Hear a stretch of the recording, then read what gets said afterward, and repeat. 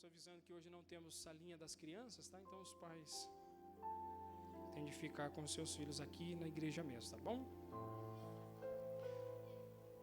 Voltou atrás, irmãos. O bilhete aqui está atrasado. Vai ter salinha para as crianças, né? Retira tudo que eu disse antes. Vai ter salinha, tá bom? Então encaminhe seu filho lá, sua filha, para poder estar cultuando a Deus lá na salinha também. Queridos irmãos, esse salmo tem ficado no meu coração já faz dias. É um salmo que expressa para nós uma cena que eu preciso que você use um pouquinho da tua imaginação aí, porque ele está descrevendo para nós, no início dele, que Deus fala. E é uma cena dentro desse salmo que Deus está descendo do céu e Ele está ajuntando toda a terra como testemunha de um juízo que Ele vai efetuar.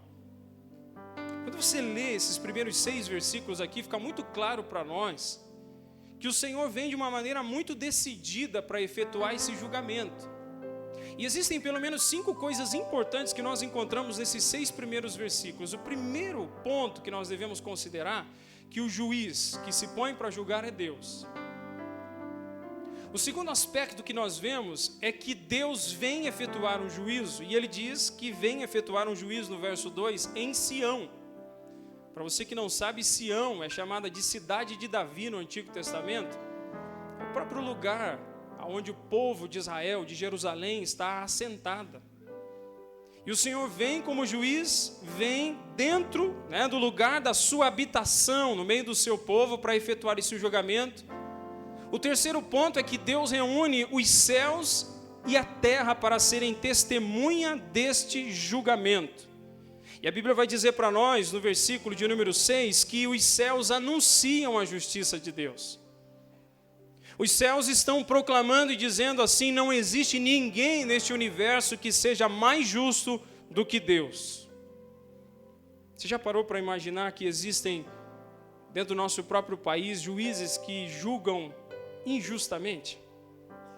Você deve ver programas de televisão, jornais, que vão dizer que lá no nosso Congresso Nacional existem pessoas ali assentadas que julgam segundo as inclinações do seu coração e segundo os seus interesses. Existem pessoas ali que estão vulneráveis ao suborno. Existem pessoas ali que, em troca de favores, é capaz de condenar o justo e liberar o ímpio. Só que quando nós olhamos para esta cena, nós temos o Deus justo vindo para efetuar um julgamento. E a pergunta que nós fazemos é a seguinte: será que Deus é passível de ser subornado? Você para imaginar um pouquinho. Será que tem alguma coisa que eu tenha lá na minha casa que eu possa dizer para Deus assim: Senhor, se o Senhor me favorecer no julgamento, eu vou entregar isso aqui para o Senhor. Se o Senhor me favorecer no julgamento, eu posso até fazer um empréstimo no banco para dar um dinheiro para o Senhor. Será que isso vai atrair Deus para poder julgar de uma maneira injusta? Quando eu olho esses 6 primeiros versículos, irmãos, o meu coração treme. Porque é Deus vindo diante do seu povo para efetuar um julgamento. O juiz é Deus. O lugar do julgamento é Sião, é no meio do seu povo. Ele chama e congrega os céus, as criaturas dos céus, os anjos, e ele congrega os moradores da terra para efetuar um julgamento contra o seu povo. Então quem ele vai julgar é o seu povo. É o povo dele, aqueles que pertencem, aqueles que, como o salmista diz, que fizeram aliança com ele por meio de sacrifícios. E aí Deus vem e vai efetuar esse julgamento sobre o seu povo e descrever o que o seu povo está fazendo. Só que antes de entender quais são as 2 palavras que Deus dirige de julgamento, eu queria que você observasse que no versículo de número 3, diz assim: vem o nosso Deus e ele não guarda silêncio. Perante ele arde um fogo devorador e ao seu redor esbraveja grande tormenta. Versículo 21.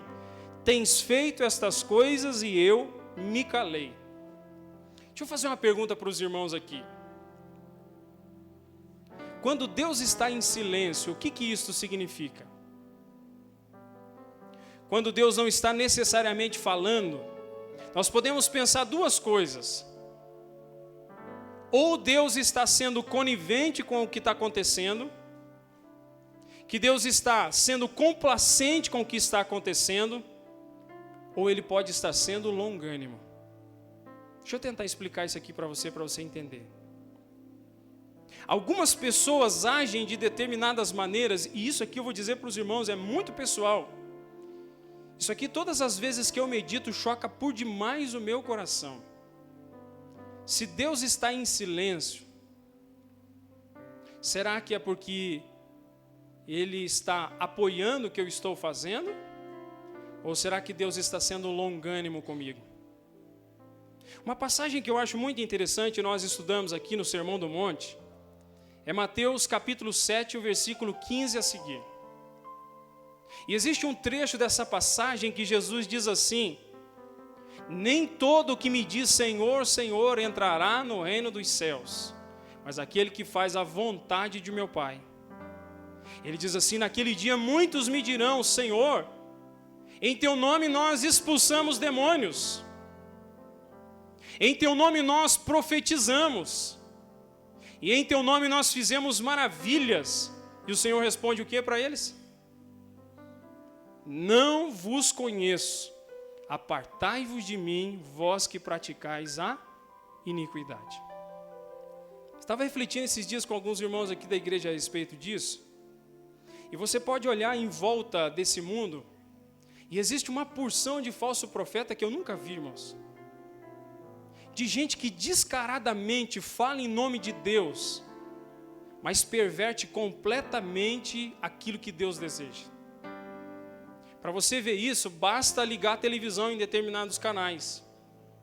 Para você ver isso, basta acessar o YouTube e procurar. E não vai precisar procurar muito, e você vai encontrar muitas dessas pessoas que estão arrebatando multidões com as suas palavras enganosas, com as suas palavras lisonjeiras, com as suas palavras cheias de um interesse, de lucro, de poder, de sucesso e de fama. E quando eles chegarem no final, se não se arrependerem, a palavra para eles é: eu não conheço vocês, apartem-se de mim, vocês que praticam a iniquidade. Agora deixa eu me voltar para você um pouquinho aqui. Com relação a você, qual será que tem sido a característica do silêncio de Deus? Deus está de alguma forma silencioso a teu respeito, porque de alguma forma Ele está aprovando a forma com que você está vivendo? Ou o silêncio de Deus é porque Deus está suportando você longanimamente? Isso aqui, irmãos, é uma palavra de reflexão para nós pensarmos a respeito disso. Porque nós vamos ver aqui, dentro desse salmo, duas características que Deus vai condenar o seu povo. A primeira característica é o culto formal. São aqueles que oferecem a Deus um culto meramente exterior. E o segundo grupo que Deus vai julgar aqui são os hipócritas. E eu quero meditar com você nesses dois grupos aqui brevemente, só para nós entendermos. Olha o primeiro grupo lá, a partir do versículo de número 7. Ele diz: escuta, povo meu, e eu falarei, ó Israel, e testemunharei contra ti, eu sou Deus, o teu Deus. E ele diz, verso 8, eu não te repreendo pelos teus sacrifícios, nem pelos teus holocaustos continuamente perante mim. Só para ficar claro para nós aqui, Deus não está repreendendo o povo porque Ele está fazendo sacrifício sobre o altar. Porque o povo leva os seus animais pela culpa do pecado, pela transgressão. Está dizendo, eu não estou culpando vocês, não estou dizendo que vocês estão errados em levar o meu sacrifício sobre o altar. Mas o que eu estou condenando é a motivação que está por detrás do coração de vocês. Nos versículos que se seguem, do versículo 9 até o versículo 15, para resumir para os irmãos aqui, se você quiser, você leia e medite a respeito disso em casa. O Senhor está dizendo assim para eles: vocês estão trazendo esses animais sobre o meu altar e sacrificando eles sobre o altar, porque vocês estão pensando que eu tenho fome. Vocês estão colocando esse monte de animais sobre o meu altar e pensando que eu preciso de comida. Vocês pegam o sangue desses animais e colocam e derramam sobre o meu altar como se eu estivesse com sede. Você está entendendo o que Deus está dizendo para eles? Os povos em volta de Israel adoravam supostos deuses que quando esses povos sacrificavam animais sobre os seus altares, esses deuses, segundo as suas mitologias, vinham apressadamente e pegavam aquela carne para poder comer. E o povo de Israel, de alguma forma, está influenciado por isso, e eles estão dizendo, olha, nós temos que levar sacrifício a Deus sobre o altar, porque senão Deus vai se irar contra nós. Nós temos que levar esses animais, esses cabritos, esses bezerros, levar esses animais e colocar sobre o altar, porque senão Deus vai se enfurecer contra nós. E Deus olha para eles e diz assim, se eu tivesse fome, eu não diria para você. Uma pergunta para os irmãos, Deus sente fome, irmãos?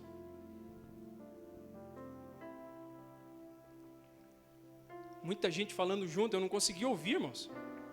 Deus sente fome? Não. Se Ele quiser, Ele pode comer. Você vai ver no Antigo Testamento vários encontros, como no encontro do Senhor com Abraão, que Ele comeu o manjar que Abraão ofereceu. Várias outras passagens. Se Ele quiser comer, Ele se alimenta. Quando Ele se transforma, né? É a teofania de Deus, Deus tomando forma humana. Ele pode se alimentar, mas Ele precisa comer para poder viver? Quem que precisa comer para poder viver? E precisa bastante, porque senão já fica mal-humorado, já fica ranzinza, já fica asqueroso. O Senhor está dizendo assim para eles, se eu tivesse fome, eu não precisava declarar para vocês, porque meu são todos os animais do campo. Meus são todas as aves do campo. Então quando vocês trazem a oferta sobre o altar, não é para matar a minha fome, a minha barriga que está vazia. De alguma forma o Senhor está dizendo para esse povo que os sacrifícios que eles oferecem sobre o altar de Deus deveriam fazer com que no seu coração houvesse uma memória daquilo que Deus fez por eles. Você quer entender isso na nossa realidade? Se eu perguntasse para você, qual que é o sentimento que te move a vir num culto de domingo, no culto de quarta-feira, no culto de ministérios no sábado, o que move o teu coração? Aí em você. Você já pensou a respeito disso? Você já parou para prestar atenção que a gente se arruma e pega a melhor roupa para vir na igreja? Quando consegue vir, quando a preguiça não tomou conta.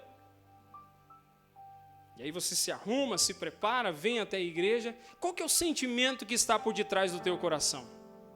Sabe o que muitas vezes parece? Que às vezes nós nos achegamos até esta casa de oração e a gente se achega aqui dizendo assim, eu tenho que ir lá, né? Se eu não for lá, o Senhor pode começar a pegar no meu pé, o Senhor pode começar a me incomodar, o dinheiro começar a faltar, a doença começar a chegar. E aí hoje eu estava conversando com os jovens pela manhã, Deus parece os nossos pais, não parece? Eu não sei você, na tua criação, mas às vezes quando a minha mãe, que ela não veja essa mensagem, ninguém conta para ela, mas às vezes ela estava tão revoltada durante o dia, que ela cismava com a gente com qualquer coisa. Tem uma testemunha ocular aqui, a minha irmã. Às vezes, qualquer coisinha que você fez já era motivo já para o Amargedon chegar dentro de casa. Sabe? E ela ficava revoltada. Era a circunstância do momento difícil, de muita limitação, de muita escassez. Tinha ali as suas razões, os seus motivos, mas a gente, para criança, parecia assim que ela dizia não para as coisas só porque ela queria dizer não. Não era nem porque estava errado fazer aquilo ali, não porque eu disse não. Mas por que não? Porque eu disse não e acabou. Mas eu não entendi o porquê não. A grande questão é que quando nós nos voltamos para Deus, nós imaginamos que chegar dentro dessa casa de oração e prestar um culto ao Senhor, é porque nós temos que fazer isso, porque senão Ele vai ficar bravo com a gente, vai ficar ranzinza, rabugento e vai começar a fazer um monte de coisa contra nós. Mas eu queria dizer para você aquilo que Ele está dizendo ao povo de Israel. O que vocês trazem aqui sobre o altar não deve ser motivado para apaziguar a minha ira. Por que Ele está dizendo isso? Porque tudo o que deveria ser pago já foi pago no sangue de Jesus Cristo, o Filho de Deus. Você e eu, a partir do momento que recebemos Jesus na nossa vida, já fazemos parte da família de Deus e nós já fomos aceitos por Deus. O que nós fazemos, chegamos nessa casa de oração, adoramos a Deus, cantamos louvores, ouvimos a mensagem, é o que Ele está dizendo para o povo aqui nessa mensagem preciosa. Ele está dizendo assim, oferece a Deus sacrifício de ação de graça. Eu quero que você mova o teu coração nesta noite, se você ainda não pensou a respeito disso, que você precisa encher o teu coração daquele pensamento de olhar e pensar: Jesus Cristo entregou a vida por mim, Ele me recebeu mesmo sendo indigno de ser recebido. Deixa eu compartilhar brevemente com você aqui. Se você quiser mais informações a respeito disso, leia o livro Deus Pródigo, do Tim Keller. Ele vai dentro desse livro falar a respeito do relacionamento do pai com aqueles dois filhos. Se eu perguntasse para os irmãos aqui hoje, lá na parábola do filho pródigo, quantos filhos estão perdidos? O que você diria? Tem gente dizendo os dois, e são os dois mesmo. Que geralmente a gente diz: não, o que está perdido é o camaradinho que foi embora. Quando a gente lê a passagem, a gente percebe que os dois estão perdidos. Um está perdido longe e o outro está perdido dentro de casa. Quando você olha para aquela parábola, você percebe algumas coisas muito importantes. Primeira delas, o filho se chega para o pai e diz assim: pai, eu quero a parte da minha herança que me cabe. Basicamente, um filho só poderia receber a herança do pai quando o pai morresse. Então o filho está olhando para o pai e dizendo assim: pai, eu desejaria que você estivesse morto para que eu pegasse parte da minha herança e pudesse gastar da maneira que eu quisesse. Essas palavras desse filho, naquela época de Jesus, significariam que o pai teria toda a liberdade de tornar aquele filho um bastardo e dizer para ele assim: ó, a partir de hoje, você saia da minha casa e eu não te aceito mais como meu filho dentro do meu lar. E o pai fazendo isso, toda a sociedade em volta jamais receberia aquele rapaz e também o declararia como bastardo, de tal maneira que a cidade não receberia ele e ele não poderia fazer nada. Mas qual que é a atitude do pai? O pai diz: não, eu vou pegar parte da herança e vou te dar. E deu na mão daquele menino e ele vai embora. E a Bíblia diz que ele gasta todo o recurso das suas mãos, ele esbanja com prostitutas, ele esbanja com os seus prazeres, até o ponto de ele olhar para a sua condição depois de ter gastado tudo e dizer assim: quanto dos servos do meu pai tem pão a fartar e eu aqui passando fome? E aí bate o arrependimento no coração dele, dizendo assim: eu vou me levantar, eu vou ir até meu pai e vou dizer que eu pequei contra ele e contra o céu, e eu já não sou digno mais de ser chamado seu filho, e dizer para ele me tornar um dos seus funcionários. Quando ele está dizendo isso, ele está dizendo o seguinte: eu vou voltar para o meu pai, eu quero que o meu pai me receba e me torne ao menos digno de trabalhar em qualquer lugar, seja na sua fazenda ou em qualquer outra fazenda, para poder juntar recursos e tentar devolver esse dinheiro para ele. E aí o filho se levanta e vai na direção do pai. E aí o mais interessante que nós encontramos dentro dessa parábola é olhar para ela e perceber que o pai faz coisas que a sociedade não aprovava. Irmãos, naquela época um homem ancião era a coisa mais desastrosa ver um homem desse correndo na rua. Você não via um homem ancião correndo na rua. Hoje fiquei até animado, irmãos. Já não estamos mais naquela época, né? Mas nós estávamos puxando os bancos aqui no horário do almoço. O irmão José Benedito foi ajudar. Nem sei se ele está por aí. Ele está ali. Mas ele deu uma corridinha ali, irmãos, que me deu até inveja. Pensa na corridinha, irmãos. Eu falei: ele deve estar fazendo exercício por aí, só pode. Na época de Jesus, esses homens que tinham posses e propriedades, era indecente para eles correr. Era o costume da época. Pode correr tranquilo, irmãos. Aqui não tem esse costume, não. E quando você vê o filho vindo na direção do pai e se aproximando do pai, o pai está vendo o filho de longe, e a Bíblia vai dizer que o pai sai correndo na direção do filho e abraça aquele filho. Jesus, quando diz essa parábola, ele está querendo chocar as pessoas que estão à sua volta, porque está todo mundo olhando para Jesus contando essa parábola e dizendo: não, esse pai vai rejeitar esse piá, esse pai vai desprezar esse menino. Mas agora eles ouvem Jesus dizendo que o pai vai ao encontro do filho correndo e abraça aquele filho. Você sabe o que isso quer dizer para mim e para você? Que nós estávamos vivendo uma vida de miséria neste mundo, vivendo e fazendo a vontade da carne, dos pensamentos, fazendo a vontade do príncipe deste mundo, que é Satanás. Mas o nosso pai, ele estava de braços abertos, e ele não somente esperou passivamente, mas ele veio ao nosso encontro para nos salvar. E hoje, meu irmão e minha irmã, você que está dentro dessa igreja, se você aceitou Jesus Cristo como teu Senhor e teu Salvador, pode ter certeza que você não precisa ficar fazendo nada para agradar o teu pai necessariamente, como se ele precisasse da tua obediência. Somos nós que precisamos da obediência para nos tornarmos participantes da graça de Deus. Mas eu queria dizer para você, se você obedece ou deixa de obedecer, para Deus não muda nada. O que muda é para nós, o que muda é para a nossa realidade. A obediência para nós propicia que a graça de Deus possa fluir ainda mais nos nossos corações. É por isso que o Senhor está dizendo, gente, para de trazer oferta sobre o meu altar e pensar que eu estou passando fome e vocês têm que trazer carne para mim poder comer. Ele está dizendo, eu só quero que vocês façam uma oferta de ação de graça. E eu queria dizer para você, meu irmão e minha irmã, que está aqui nesta noite, que o que Deus deseja de nós não é tentarmos fazer algo para agradar a Deus, mas é fazermos algo para render graças por aquilo que Ele já fez por nós. Existe um segundo aspecto aqui que o Senhor vem para julgar. E a partir do versículo 6 ele diz, mas ao ímpio diz, de que te serves repetires os meus preceitos e teres nos lábios a minha aliança? Uma vez que aborreces a disciplina e rejeitas as minhas palavras. Aqui quem lê aqui, irmãos, pode dizer assim, esse ímpio aqui deve ser um homem lá de fora. Não, ele não está julgando o povo dele. Então ele está dizendo assim que existem gente com um coração ímpio dentro do meio do seu povo. Você sabe o que é sério nisso aqui? Porque quando a gente pensa, lendo ímpio, quem que é o ímpio? O ímpio nada mais é alguém que vive de uma forma que despreza a Deus. Deixa eu dizer uma coisa para você, se você vive todos os dias, e você vivendo todos os dias, não procura Deus, não busca em oração, não busca conhecer a vontade de Deus, eu queria dizer para você que você está vivendo de maneira ímpia. Ele está dizendo assim, de que me serve repetires os preceitos e teres nos lábios a minha aliança, uma vez que aborreces a disciplina e rejeita as minhas palavras? O que ele está dizendo? Lá nesse tempo de Israel, o povo se reunia nas festividades durante o ano, e a lei de Deus era lida para o povo. E você já viu? Você já deve ter visto, aqui eu nunca vi acontecendo isso, graças a Deus. Às vezes o pregador está falando alguma coisa, e tem gente que diz assim, fala Deus. Já prestou atenção que tem gente que, Deus, pega mesmo, Senhor. Qual que parece que é a intenção da pessoa? Tem gente precisando aí mesmo. Sabe aquele olharzinho soberbo, falando, E o Senhor está dizendo assim que esse tipo de gente é aqueles que ouvem a palavra, e quando sai no dia a dia, ele vai dizer assim, do que adianta porque você aborrece a disciplina? Quando você passa por sofrimento, você já quer largar tudo, quer abandonar tudo, você já não quer mais viver com Deus.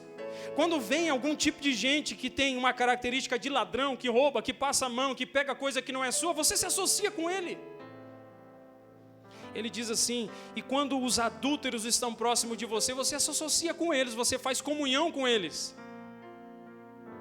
E ele ainda vai dizer, você abre a tua boca para falar o mal e a tua língua trama enganos, você senta para falar contra o teu irmão e difamas o filho da tua mãe. Isso aqui é muito sério para nós.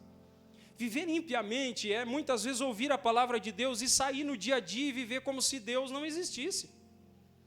Como se as minhas palavras não tivessem significado algum. Eu vou até mais profundo, é como alguém que vai lá e tem relação sexual fora do casamento, ou alguém que está fornicando, um namoro que é pernicioso, e às vezes vem para pegar daquilo que representa o corpo de Cristo e o sangue de Cristo, e pega como se nada tivesse acontecendo. Queridos, eu estou dizendo isso com muito amor para você, porque 1 Coríntios 11, Paulo vai dizer que se nós comemos o pão e bebemos esse sangue sem discernir o corpo, nós bebemos como juízo para nós mesmos. Nessa hora não é a hora de eu tentar ficar apontando quem é olhar para dentro de mim e perceber como tem sido as minhas palavras. Será que eu tenho sido um difamador, um caluniador? Será que os meus olhos têm sido colocados em algo que tem produzido cobiça dentro do meu coração? O que Deus está dizendo para nós aqui nesta noite não é para acusar a nossa vida, para nos deixar lá embaixo, mas é para mostrar para nós que Ele vê e sabe das circunstâncias da nossa vida, mas que Ele é Deus gracioso e quer nos levantar e nos colocar de pé e nos limpar a cada dia, para que sejamos como filho dEle, filha dEle a cada momento e a cada instante. O Senhor não é Satanás. Satanás acusa nós de dia e de noite, ele afronta, ele vai diante de Deus dizendo, você viu Eliel? Você viu o que o Eliel falou? Você viu o que o Eliel pensou? Você viu aonde que ele passou próximo? Ele vai acusar, ele vai tentar apontar, mas Deus, Ele descortina o nosso coração como um cirurgião.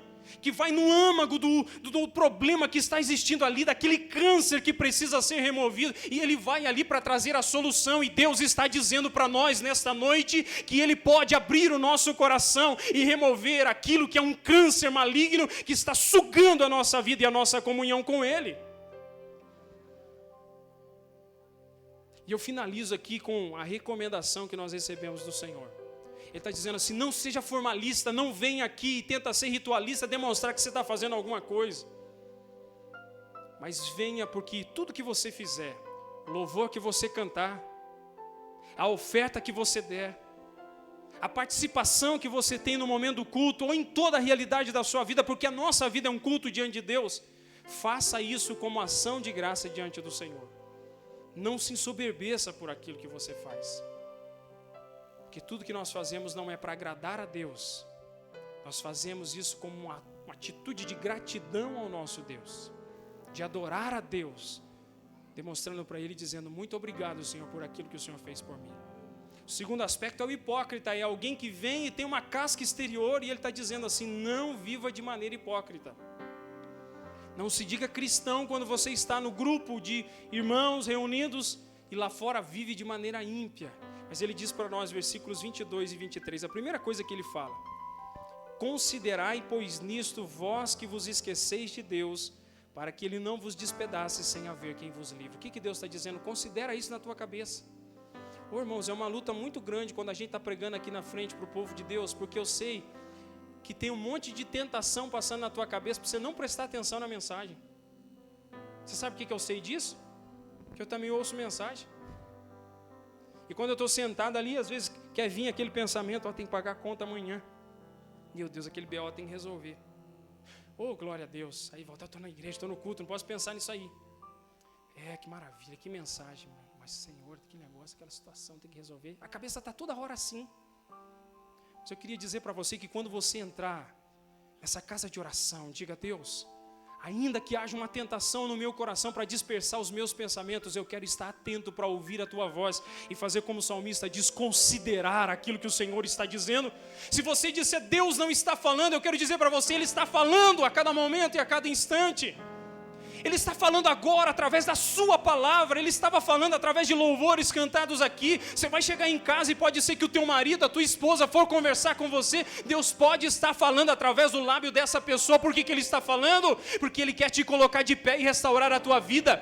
Ele quer ver o sorriso voltar para o teu rosto. Ele quer ver o brilho voltar para você. É isso que Deus deseja de nós, que nós vivamos essa vida de integridade na presença dEle. Primeira coisa é considerar. E Ele finaliza dizendo assim, eu vou ler aqui na NVI, que eu gostei da tradução da NVI. Ele diz: quem me oferece, versículo 23, sua gratidão como sacrifício honra-me, e eu mostrarei a salvação de Deus aos que andam nos seus caminhos.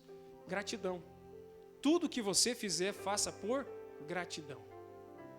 Considere o que Deus deseja de você e faça tudo como forma de gratidão a Deus. Ame a tua esposa por gratidão a Deus. Ame o teu esposo por gratidão a Deus.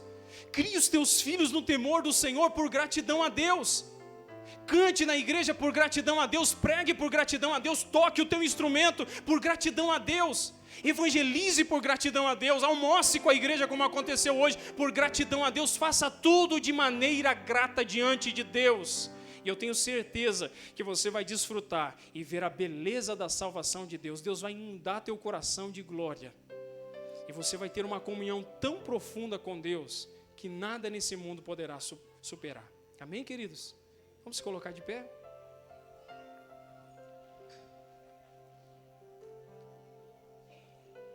Feche os teus olhos, vamos orar. Querido Pai, Senhor, a Tua palavra, Senhor, foi pregada, Senhor, este salmo tão profundo, que demonstra para nós que devemos ter cuidado, Senhor, com o silêncio do Senhor, porque o silêncio do Senhor muitas vezes não é aprovação, não é porque nós estamos andando bem, às vezes é porque o Senhor está sendo longânimo conosco. Senhor, se o Senhor tem sido longânimo, porque temos vivido de uma maneira tortuosa, que o Senhor traga de volta o nosso coração à Tua presença, Senhor, que nós não sejamos como os hipócritas que vivem pensando que o Senhor está apoiando os seus erros, Senhor. Mas que nós também não sejamos como os formalistas que querem oferecer um culto exterior para o Senhor, mas que o coração está profundamente longe de Ti, Senhor. O que eu te peço, Pai, é aquilo que Davi disse no Salmo 139, sonda-me, ó Deus, conhece o meu coração, prova-me, Senhor, os meus pensamentos, veja se há em mim, Senhor, algum caminho mau, e guia-nos pelo caminho eterno, Senhor. Nós confiamos na Sua graça e no Seu poder, Pai, em nome de Jesus. Amém. Queridos, permaneça de pé, os nossos presbíteros vão estar indo lavar as mãos para o momento da Santa Ceia. Você abra comigo 1 Coríntios, capítulo 11, versículo 23. 1 Coríntios 11, 23, nosso texto de leitura do momento da Santa Ceia. Glória a Deus. Os irmãos acharam? 1 Coríntios 11, 23? Amém? Que diz assim: eu recebi do Senhor o que também vos entreguei, que o Senhor Jesus, na noite em que foi traído, tomou o pão, e tendo dado graças, o partiu e disse: isto é o meu corpo, que é dado por vós, fazei isto em memória de mim. Por semelhante modo, depois de haver ceado, tomou também o cálice, dizendo: este cálice é a nova aliança no meu sangue, fazei isto todas as vezes que o beberdes em memória de mim. Porque todas as vezes que comerdes este pão e beberdes o cálice, anunciai a morte do Senhor até que Ele venha. Por isso, aquele que comer o pão ou beber o cálice do Senhor indignamente será réu do corpo e do sangue do Senhor. Por isso, examine-se o homem a si mesmo, e assim coma desse pão e beba do cálice. Porque quem come e bebe sem discernir o corpo, come e bebe juízo para si. Eis a razão porque há entre nós muitos fracos e doentes, e não poucos que dormem, porque se nós nos julgássemos a nós mesmos, não seríamos julgados. Mas quando julgados, somos disciplinados pelo Senhor, para não sermos condenados com o mundo. Amém, queridos? Faça um exame no seu coração.